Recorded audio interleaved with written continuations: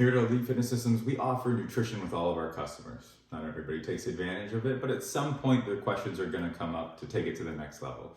So here are my top 5 nutrition tips from a personal trainer. Number 1, protein. It's number 1 for a reason. So many customers do not get enough protein. We shoot for carb-based meals, that cereal in the morning or a muffin in the morning. Stop that.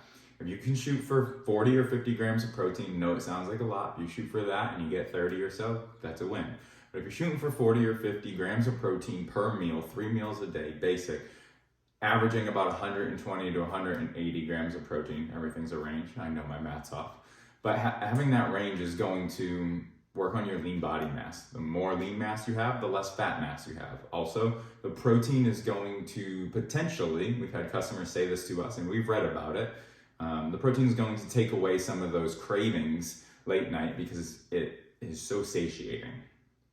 Number 2, greens powder. I underline powder for the simple reason of I've had people say, oh, I like greens. Yeah, that's great. But we're trying to get a benefit out of it. So you have to have a certain amount. In order to eat that many greens, it's just not gonna work. Yeah, you can continue to eat it. Yes, you can put your salt and pepper on it, absolutely. But at the end of the day, you're gonna need that powder. That's gonna give you the right amount to have a health benefit. And a lot of these greens powders nowadays, they're very good. They come with probiotic, help extra digestion. Just a win-win all around. Number 3, whole foods, real foods. That's what we need to consume. It's a typical one, nothing in a box. Limit those things. Eat your meats, your veggies, potatoes, rice. Those real foods are going to sit better with your gut, not mess up your gut microbiome. You have better digestion here. Your bloating is going to be less. Your scale number is going to be better, and your body's going to function optimally for whatever your goal may be, weight loss or lean muscle gain.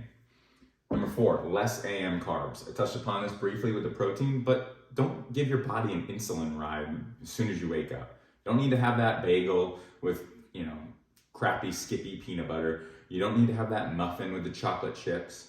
You don't need to have whatever, donuts. Focus on a protein-based meal. Protein and some healthy fats. Have some whole eggs.